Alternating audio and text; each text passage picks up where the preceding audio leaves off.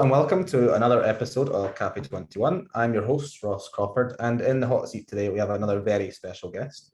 Our guest today is a GP and the founder of a brilliant company called Human, a company at the very forefront of science in the health industry, using cutting-edge technology to transform healthcare and even how we view human health in general, I would say. We're also very excited to be partnering with Human ahead of our first STGC event in November. So welcome to the hot seat, Dr. Mohammed Inayet, otherwise known as Dr. E. How are you, Dr. E? Ross, I'm good, thanks. How are you? I'm smashing, but we're talking about you today. So you know the drill. It's 3 questions and 3 answers. Are you ready? Let's go. Cool, smashing. So your background, of course, first and foremost is medicine. But have you always had this passion to seemingly go beyond just traditional practices and traditional mindsets? And I would say, at least from the outside looking in, attempt to kind of further knowledge on how athletes and general people are treated. I think I developed the interest actually in engineering first. You know, I used to love Meccano sets. I don't know if you know Meccano, but they're little engineering sets to make different things and cars and stuff like that. And I think I always looked at health in an engineering way, or I start to kind of apply principles of engineering to how you can create a state of health. And it's the merge, I suppose it's a merger of that passion that I developed as a child growing up with a passion of improving the human experience. And just opening my mind to the possibility that we can influence the way we can choose to live, the way we can choose to perform as a vehicle, and looking at the human body as a vehicle, you know, as a vehicle for our consciousness. And so I think it was the combination of the engineering and looking at the human body as something that's performing, and then trying to understand how you could engineer different states of health for function, really. So if you wanted better cognition, memory, focus, attention, or if you wanted to drive deeper sleep, or better energy, better mood and resilience. And then it was really fascinating to start to apply that to different athletes in their goals for their sports. And that's been really, really enjoyable for me. And also a big learning journey for me, because it allows me to be a lot more kind of detailed and then take the learnings from working with athletes also the other way, and apply it to everyday people. So it's been an amazing journey. I feel very blessed to be on it. No, it's fascinating. It's not just a journey, it's definitely kind of paving the way, I would say, for human health. And as you say, maybe athletes first, but what you learn from those athletes is definitely going to help everyday people, hopefully for decades and years to come. So of course, we're partnering with your company, Human, who you founded. And we're very, very excited for this at the conference. We have a number of your speakers talking at the conference. But for those that don't know, and we're going to hear a lot more about Human in the months and years to come, but tell our audience all about Human and how did this idea evolve? Human is human instead of the A, it's the number 2. And I wanted to create a brand that straight away people understood as something related to the human experience, number 1, and gave people the idea that you can upgrade your human experience as Human 2.0. And we're, you know, in the age of technology where we all have to software update our phone every now and again, and the apps in it need software updates. So we understand that.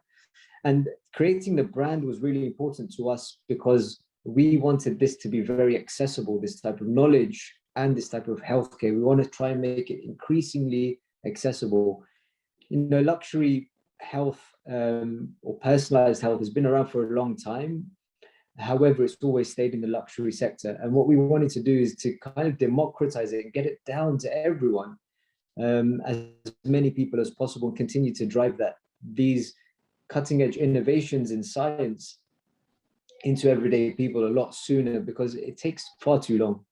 And that gap is growing actually between the innovations in science and by the time it actually hits people on the ground, and physicians and healthcare practitioners are delivering this type for a whole bunch of reasons.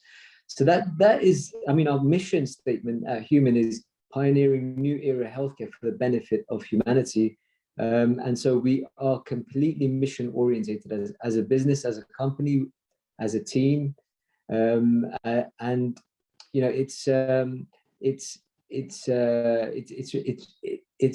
amazing. You know, it's amazing to be a mission orientated company because it allows alignment of, you know, everyone that joins our mission, whether it's, you know, STGC or people within the team or even members that come in. You know, everyone understands that, yes, we want to be sharing the knowledge, the experience, the expertise, and we are with everyday people that are interested in making their human experience better.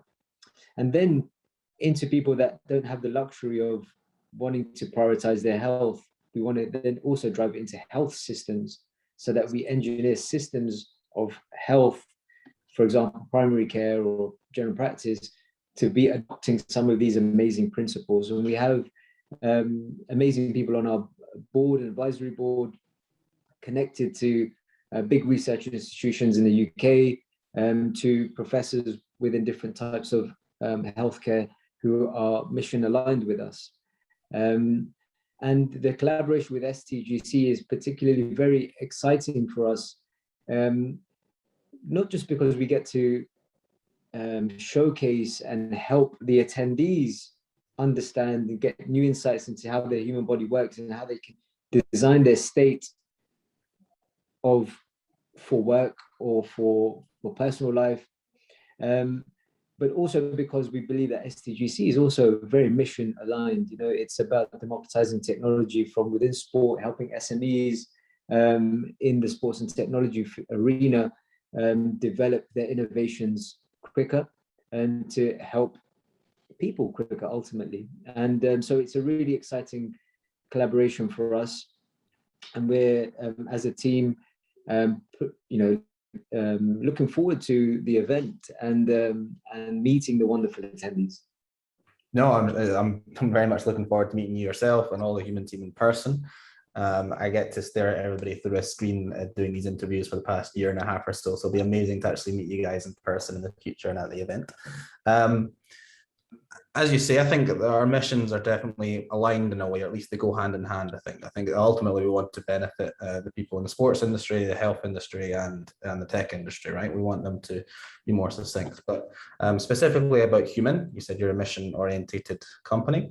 What are your long-term ambitions for Human? Where do you want to see this company grow using the cutting-edge technology that you guys have at your disposal?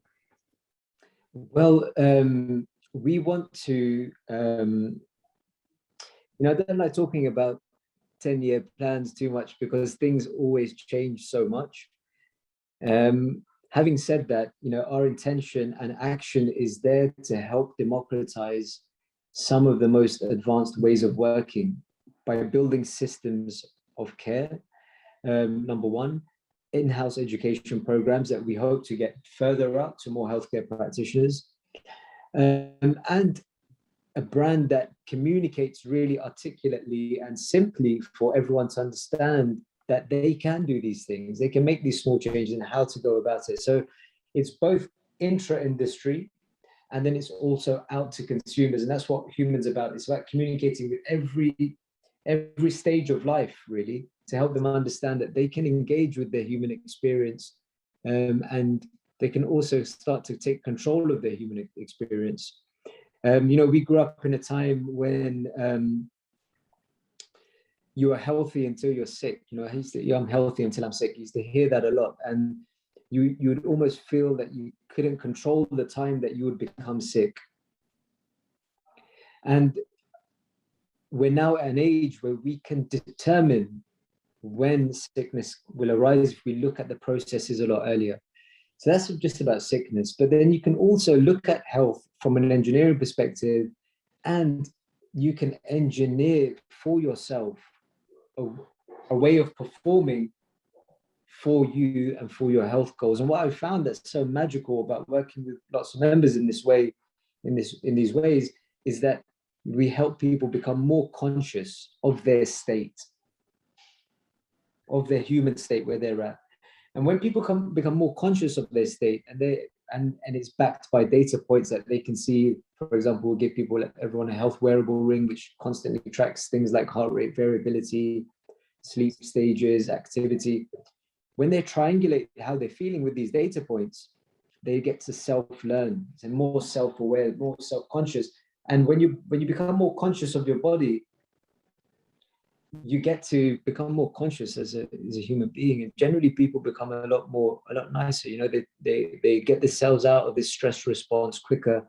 They get to understand how to perform at their best, and their best maybe, energy when they want it, sleep when they want it, having one-to-one time with their loved ones when they want it. They understand how to engineer their environment, how they eat, move, the physical environment that they're in, exposure to sunlight and other things, to be able to then, have a better physical and mental experience of living. And that's what's really magical. And so over the coming years, what we're going to be doing is we're going to be sharing a lot of our learnings and building on our data sets to contribute back to the development of medicine, so that the delivery of health can improve. And I believe that sports people have a big role in this. The sports world has a big role in helping to change health for everyone. Why is that? Because number one, athletes are extremely disciplined and very easy to work with in terms of following plans, number one. But number two, they also are widely respected across generations. And they can use that influence in a positive way to impact societal understanding of what it means to be healthy, and taking lifestyle choices to take control of their living experience. And so we're particularly excited to work in the sports field. I mean, I didn't start working with athletes. I started working with our regular members, and a few years back I got introduced to some boxers and the World Boxing Council. I became head of the World Boxing medical of the World Boxing Council in the Middle East. I'm on the medical committee for the General World Boxing Council, and that started a couple of years back. And we're looking to we've started to introduce safety protocols to make the sport safer, but also to improve performance and recovery. And we've done that within boxing, and we're now doing that within other sports as well. We're introducing things, really exciting technologies like hyperbaric oxygen therapy, alongside mapping the brain, looking at electrical activity of the brain to identify areas that can be improved with things like neurofeedback, which is we call it strength and conditioning training for the brain. So we'll be talking about some of these really exciting innovations that are based on science, that are safe and effective, that are non-drug based, that can help really enhance the human experience. And we are an organism ultimately, and as an organism we're heavily influenced by our environment, like all organisms are. And so if we can start to help people understand that, and start to look more consciously at their environment, and to trial things out for themselves, nutrition, movement, lifestyle strategies, engineering a physical environment, as I've said, with data points, it creates behavior change, positive behavior change, and it allows them to take control of their health. On the conference itself, we're going to have a series of keynotes, presentations talking about managing your state at work or in a high pressured environment, teaching breathing techniques, that we teach to athletes, looking at the role of nutrition, targeted nutrition, talking about the role of deep personalized testing, and discussing some of the most interesting innovations that can be applied to athletes and then high performing people. We are all athletes in our lives in some form. And another reason why we're excited to be at STGC, we believe a lot of the attendees will be ultimately high performing athletes in whatever discipline that they're applying their energy to. And so they will learn a huge amount from us. We'll also learn from them on how to create a better way to get to their goals, a more conscious way to get to their goals, and cutting through some of the myths that we're bombarded with, misinformations and lots of over information around kind of everything to do with health and wellness. So it's going to be an exciting day. No, and we are very excited to hear more from you, because that's just a snapshot of all the information and just the information that we know you're going to deliver at the conference, and hopefully in the years to come as we continue to collaborate with Human. Very excited for that and all the keynote speakers that we're going to see at the conference. So it's been brilliant having you in the hot seat, Dr. E, meeting you for the first time. I can't wait to meet you at the conference. And yeah, so thank you for sitting in the hot seat today and joining me on Café 21. We'll see you in the future, and thank you. We wish you well. Thank you very much, Russ. See you soon.